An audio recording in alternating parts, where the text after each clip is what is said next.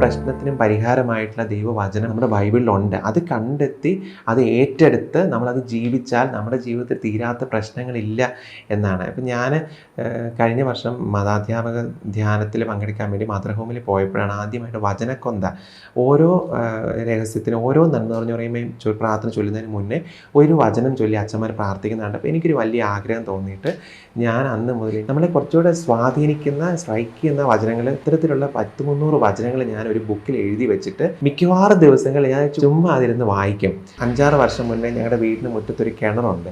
അതിൽ ഞാൻ മോട്ടർ വെച്ചിട്ട് അതിൽ നിന്നാണ് വെള്ളം അടിക്കുക. വീട്ടിലെ കാര്യങ്ങൾക്കൊക്കെ വെള്ളം എടുക്കുന്നത് അതിൽ നിന്നാണ്. ജനുവരി മാസത്തിൽ തന്നെ വെള്ളം പൂർണ്ണമായിട്ട് പറ്റുന്നൊരവസ്ഥ വന്നു. അപ്പോൾ ഞാനിന്ന് കൃപാലയം ചെറുപുഴ ധ്യാന കേന്ദ്രത്തിൽ ക്ലാസ്സിന് പോയി. അപ്പോൾ സിസ്റ്റർ പറഞ്ഞ ഒരു കാര്യം, നമുക്ക് ഒരു സാഹചര്യത്തിന് അനുയോജ്യമായ വചനം നമ്മൾ കണ്ടുപിടിച്ചത് ആവർത്തിച്ച് ഏറ്റെടുത്ത് ഉറക്കെ പ്രഘോഷിക്കണം. വചനം ചുമ്മാ വളവള പറഞ്ഞാൽ പോരാ, പ്രഘോഷിക്കണം എന്ന രീതിയിൽ സിസ്റ്റർ പറഞ്ഞു. അപ്പം ഞാൻ അന്ന് വൈകിട്ട് വന്നിട്ട് കൃപാലയത്തിൽ നിന്ന് വന്നിട്ട് കിണറിൻ്റെ വല പൊക്കി രാജാക്കന്മാരുടെ 1-ാം പുസ്തകം 17-ാം അധ്യായം 14-ാം വാക്യം, താൻ ഭൂമിയിൽ മഴ പെയ്യ്ക്കുന്നത് വരെ കലത്തിലെ മാവ് തീർന്നു പോവുകയില്ല, ഭരണിയിലെ എണ്ണ വറ്റുകയുമില്ല, ഇസ്രായേലിൻ്റെ ദൈവമായ കർത്താവ് അരുളി ചെയ്യുന്നു.